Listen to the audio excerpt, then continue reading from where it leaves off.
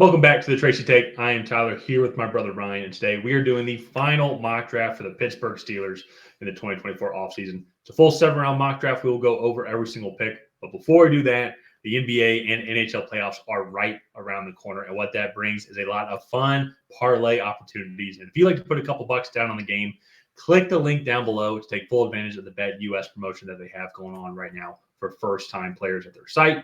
You'll get a 125% match for your first 3 deposits. That's an absolutely amazing deal, and you take full advantage and maybe even make those parlays just a little bit more exciting. So click the link down below to take full advantage. While you're at it, be sure to like this video and also subscribe to the Tracy Take to get notified when new videos come out. All right, let's pull up the Steelers slide here. Thank you for that. Having gone with Jackson Powers Johnson here, we kind of thought about it a lot. A couple of the top tackles had already come off the board, like Fuaga, J.C. Latham. I believe Fatano was also off the board as well.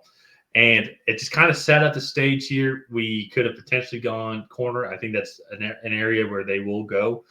But offensive line is still a big weakness. And I think then, too, with a new quarterback coming in as well, and Russell Wilson and Justin Fields potentially, we don't know that yet, on who will be the main starter. I think you want to go center here. You want to solidify that offensive line as best as you can. Even help out Najee Harris and Jaylen Warren as well, just in the running game as well. Jackson Powers-Johnson has risen so much over the offseason so far. And so one of the few prospects, I think him and Quinton Mitchell probably risen the most. I think you go here into this Steelers offense here. I think he also kind of fits the kind of maybe the nastiness too that they're looking for on that offensive line. Yeah, and that's me. I think you want to protect whoever's under center, and then also getting that running game going, which was something that they did really well at the end of last year, was Jaylen Warren, Najee Harris, both good running backs that need more guys to block for them. And I remember the first year we did this was the Najee Harris, Pat Freiermuth draft, and we were like, what the hell are the Pittsburgh Steelers doing? Like, they need offensive linemen to block for Najee Harris, and then they go get Pat Freiermuth, who was not much of a blocking tight end at Penn State, and they did hit with Broderick Jones last year, it seems like, and so just continuing to build that offensive line so that Najee Harris and Jaylen Warren can continue to be successful, and then again protecting 2 quarterbacks who have not been in the most favorable situations in the last few seasons. I know Justin Fields had a good offensive line last year, but previous 2 years, not so much. So JPJ is a fantastic pick here. Let's move on to their 2nd-round pick, where we go with a guy like Keon Coleman. So I know what you're thinking. Keon Coleman, 6'4", 225, right? They already have George Pickens, that outside guy. He's not an outside guy. To me, I think you look at what he's going to be at the next level. Teams are going to be wanting to run him across the middle of the field, get the ball in his hands, because he is so elusive and such a good athlete, especially at that size, that he's going to be enticing to teams, but he doesn't separate well enough to play on the outside, especially in press man.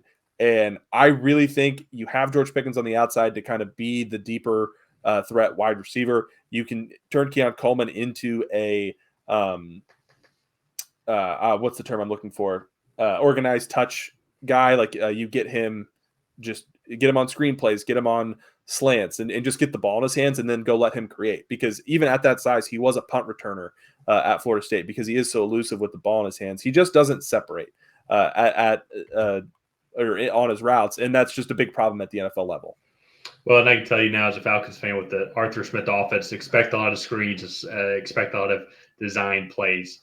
And so if that's kind of what they're looking for, I think Keon Coleman could be the guy. Also into that deep threat capability, open up the field underneath for George Pickens, cut across, Pat Freiermuth as well. Open up, maybe get one guy out of the box so it's a little bit easier for them to run the ball with Najee Harris and Jaylen Warren. So let's move on now to their next pick. We have going with Leonard Taylor, the defensive tackle here. But they have 2 picks here in the 3rd round, 1 pick or the next pick's 12 picks later. We felt this was kind of a luxury pick here to just keep improving that defensive line, help get TJ Watt a little bit off of, or just get a little bit of pressure off TJ Watt and give him more opportunities on the end. They did also then lose Armon Watts as well in the departure as well. So we're playing just a little bit of that talent that was lost. And so, but Ryan, what do you think of Leonard Taylor here? What do you think of some other potential opportunities the Steelers could take?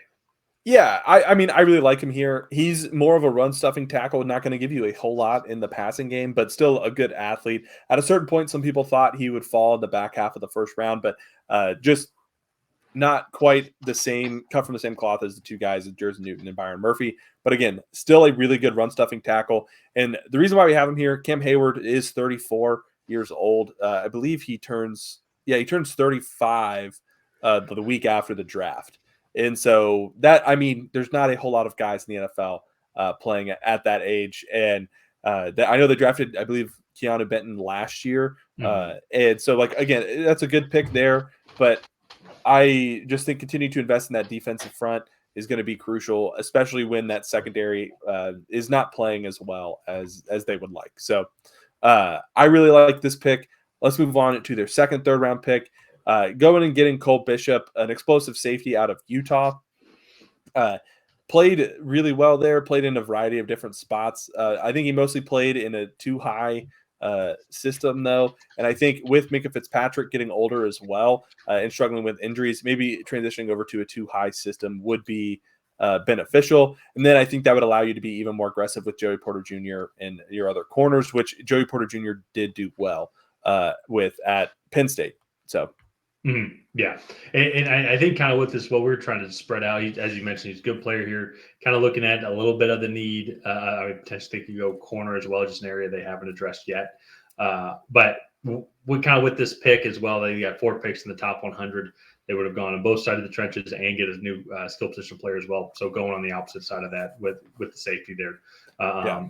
As Joey Porter Jr. keeps developing. So let's move on now to their day 3 picks. Just kind of quickly run through them here. Jerry and Jones, cornerback, as we mentioned, so back-to-back. In the secondary, Walter Roos, offensive tackle, get a little bit more depth there. And Cedric Johnson, edge rusher. Once again, help out a little bit more with TJ Watt and just getting some more depth there. Also, then, too, on top of that as well, with the new kickoff rules, I'd be curious to kind of see if like linebackers, edge rushers, go up just a little bit more just because of their tackling capabilities, but also too, they're just bigger guys, so if you need them to block on the flip side of that, you can teach them some of those blocking skills. So I'm curious how that in day 3, that's going to be something that's going to be fascinating to watch, is maybe some rookies that are come in and be fighting for some special team capabilities.